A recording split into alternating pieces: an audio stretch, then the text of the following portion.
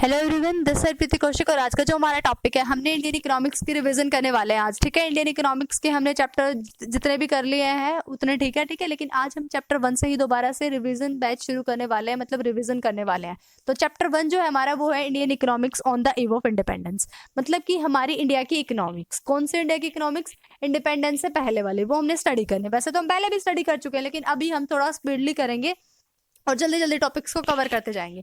जो हमने करना है वो क्या क्या है, पहले तो हम ये देख लेते हैं। सबसे पहला पॉइंट आता है हमारा colonial exploitation of the Indian economy under the British rule. Next topic हम करेंगे फीचर्स हमारे इंडियन इकोनॉमी की on the eve of independence. फिर थर्ड करेंगे हम एग्रीकल्चर सेक्टर कैसा था इंडिपेंडेंस के टाइम पे, और फिर इंडस्ट्रियल सेक्टर के बारे में। देन फॉरेन ट्रेड पढ़ेंगे ब्रिटिश रूल के अंदर कैसी थी, और फिर डेमोग्राफिक प्रोफाइल, और फिर ऑक्यूपेशनल स्ट्रक्चर, एंड लास्ट में हम पढ़ेंगे कि इंफ्रास्ट्रक्चर कैसा था इंडिपेंडेंस के टाइम पे। ठीक है, वैसे हमने एक एक वीडियो, मतलब कि एक एक टॉपिक्स को अलग अलग वीडियो में डिस्कस किया, लेकिन अभी हम एक बार फटाफट रिवाइज करते हैं कि किया क्या था हमने। सबसे पहला टॉपिक आता है हमारा colonial exploitation of the Indian economy under the British rule. यानी ब्रिटिश रूल के टाइम पे हमने क्या क्या देखना है इंडियन इकोनॉमी का? Colonial exploitation. कॉलोनियल मतलब कि एक कॉलोनी एस्टेब्लिश कर ली थी ब्रिटिशर्स ने यहाँ पे आके, और फिर एक्सप्लॉयटेशन करना शुरू कर दिया था। किनका? जो भी यहाँ के लोग थे उनका एक्सप्लॉयटेशन करते थे वो, लेकिन कॉलोनी अपनी एस्टेब्लिश करके यहीं पे आके, मतलब यहीं पे आके हमारे लोगों पे राज जमाते थे। तो सबसे पहला जो था वो कॉलोनियल एक्सप्लॉयटेशन किया था उन्होंने एग्रीकल्चर सेक्टर का। तो एग्रीकल्चर सेक्टर का कॉलोनियल एक्सप्लॉयटेशन उन्होंने एक वर्ड से, एक सिस्टम के थ्रू किया था। और वो जो सिस्टम था वो क्या था? वो था हमारा जमींदारी सिस्टम ऑफ लैंड रेवेन्यू। क्या था जमींदारी सिस्टम ऑफ लैंड रेवेन्यू के अंदर? मतलब कि एक ऐसा सिस्टम था जिसके अंदर हमारा एक ट्रायंगुलरशिप का रिलेशनशिप होता था, जिसके अंदर सबसे ऊपर होती थी हमारी ब्रिटिश गवर्नमेंट, उसके बाद फिर नीचे जमींदार होते थे, और एक साइड होते थे हमारे फार्मर्स, या फिर हम कह सकते हैं उनको पीजेंट या टीनेंट्स। ठीक है, तो जो पीजेंट्स और टीनेंट्स थे उनसे कुछ, मतलब उनको ओनर को कुछ पे करना पड़ता था, और ओनर कौन थे? वो जमींदार थे। अब जो जमींदार थे उनको पेमेंट करनी पड़ती थी ब्रिटिशर्स को। यानी कि हमने माना ऊपर वाली स्टेज पे ब्रिटिश गवर्नमेंट को फिक्स सम देना था जमींदार्स ने, और अब जमींदार जितना मर्जी चाहे उतना किससे वसूल सकते हैं? टीलर्स ऑफ द सॉइल से या फिर फार्मर्स से। तो ये जमींदार थे हमारे, वो क्या थे? अब पता चल गया, जमींदार को हमने ओनर्स माना है, और फिर हम फिक्स सम गवर्नमेंट को पे कर रहे हैं जमींदार, और जमींदार जितना मर्जी चाहे उतना कहाँ से वसूल रहे हैं? अपने टीलर्स ऑफ द सॉइल से, और जो पीजेंट्स उनसे वसूल रहे हैं। ये तो हमारी थी एग्रीकल्चर सेक्टर में, ये जमींदारी सिस्टम चला हुआ था। इंडस्ट्रियल सेक्टर में क्या चला हुआ था? एक्सपोर्ट और इंपोर्ट से रिलेटेड बात आ रही थी। यानी कि क्या किया था? इंडस्ट्री सेक्टर जब हमारी बात आ गई, तो इंडिया के अंदर ऐसी वेल एस्टेब्लिश तो इंडस्ट्री थी नहीं। कैसी इंडस्ट्री थी? हैंडीक्राफ्ट इंडस्ट्री थी। तो जो हैंडीक्राफ्ट इंडस्ट्री थी ना, उसका उस टाइम पे डिके हुआ था। पहले तो उसकी वर्ल्ड वाइड रेपुटेशन थी, हर जगह फैली हुई थी।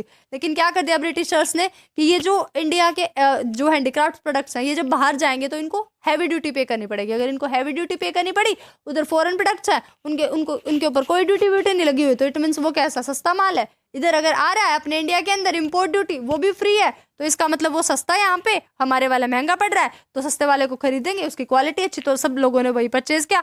तो इस तरीके से इंडस्ट्रियल सेक्टर का भी हमारा खात्मा हुआ। फिर इंटरनेशनल ट्रेड की बात आई कि कॉलोनियल एक्सप्लॉयटेशन हुआ इंटरनेशनल ट्रेड का। कैसे हुआ? ये भी ड्यूटी फ्री एक्सपोर्ट और ड्यूटी फ्री इंपोर्ट की वजह से हुआ। ड्यूटी फ्री एक्सपोर्ट किस चीज का था?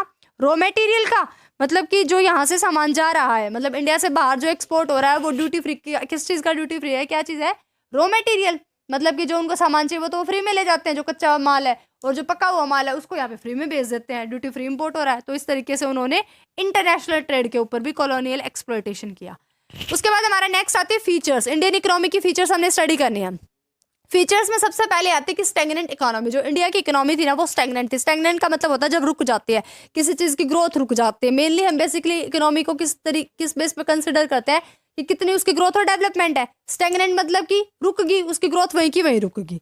ठीक है, देन उसके बाद नेक्स्ट हम कहेंगे, नेक्स्ट फीचर हमारी बैकवर्ड इकोनॉमी। बैकवर्ड इकोनॉमी मतलब पिछड़ी हुई इकोनॉमी, ऐसी इकोनॉमी जिसके अंदर पॉवर्टी ही पॉवर्टी है, अकाल पड़ते जा रहे हैं, मतलब महामारी आती जा रही है। बैकवर्ड इकोनॉमी है, यानी उसकी पर कैपिटा पॉवर्टी आती जा रही है। जो पर कैपिटा इनकम है वो बहुत ज्यादा लो है लोगों की, तो इसका मतलब क्या है कि वो बैकवर्ड है। पॉपुलेशन जो थी इंडिया की वो बहुत ज्यादा पुअर थी। ठीक है, उनको ना तो उनको फूड मिलता था प्रॉपर, ना ही उनको कपड़े, ना ही उनको रहने के लिए घर उस टाइम पे, मतलब ब्रिटिशर्स अपना राज पूरा जमाए हुए थे। तो अनएम्प्लॉयमेंट बहुत ज्यादा थी। अनएम्प्लॉयमेंट ऐसी थी जो कि अनकंट्रोलेबल थी।